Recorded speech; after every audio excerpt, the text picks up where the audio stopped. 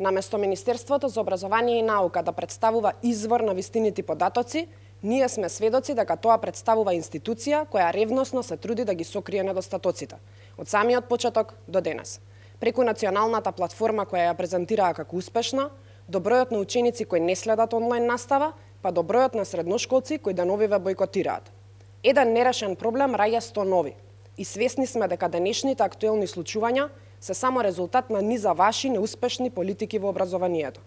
Не видовме никаква одговорност за неуспешната онлайн настава. Учениците кои немаат услови за следење на истата се оставени сами на себе и за ова нема ниту помош од државата, ниту одговорност.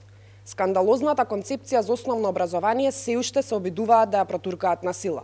Но, по се изгледа дека жилбата за фотографирање е поголема од се, па денешното поставување на заштитни продзирни паравани треба да го проследиме како успех од невидени размери во образованието. Истражувањата кои ги спроведуваат младинските образовни организации покажуваат големо незадоволство од начинот на кој се одвива наставата оваа година. Па согласно тоа и барањата на Сојузот на средношколци се логични, издржани и аргументирани. Ученици, имате наша поддршка. Вие не заборавате дека министерката Царовска ви вети скратени програми за полагање матурски испит. Но, за волја на вистината, од испитната програма, предмети со скратени програми скоро и да нема. Од една страна декларира потреба од реформи за стекнување знаења на европско ниво, а всушност одобрива полагање на матура со ниско ниво на знаење. Прашајте ги дали ова е нивното, зборот е збор. И запрашајте се вие, можат ли уште полошо?